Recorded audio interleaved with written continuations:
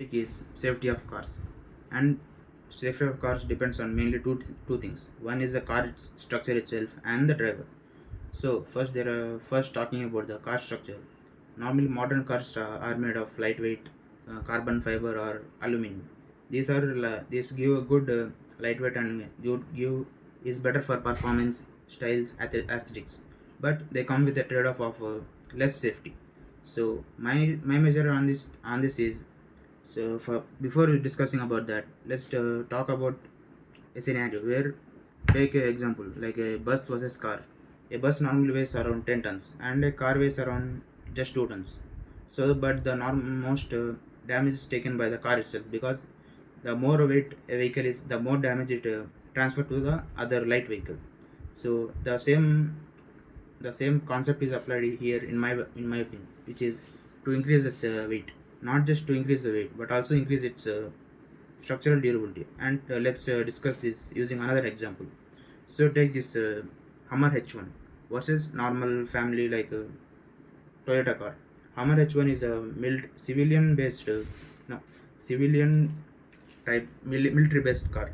It weighs around 3.6 tons, and it consumes, but it comes with a lot of diesel consumption, and also it's very slow. It's like its acceleration and its top speed also very less. But Toyota is suitable for families, and it has a good fuel economy and also good performance, but it has a very low safety rating.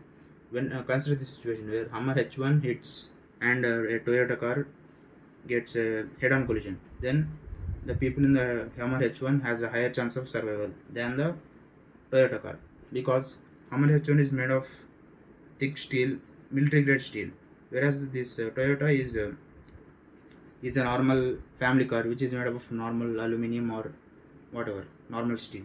So that's a big disparity.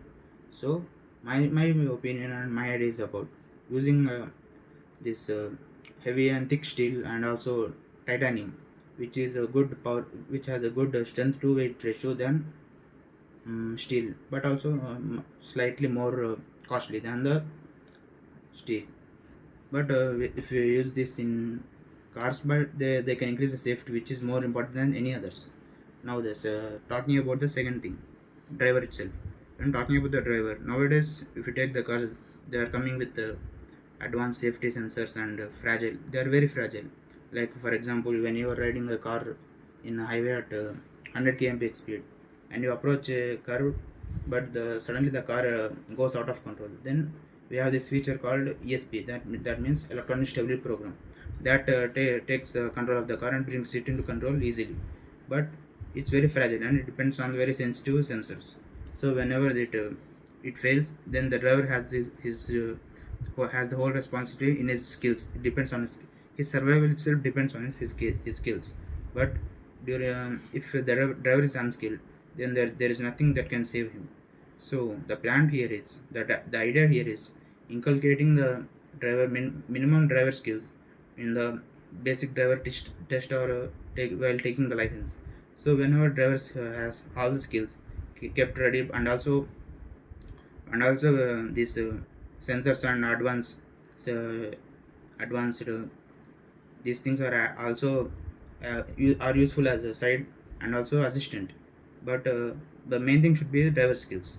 So the two things should be here is, one is the car manufacturers responsibility is making the cars very strong, and also drivers response is also having high skills.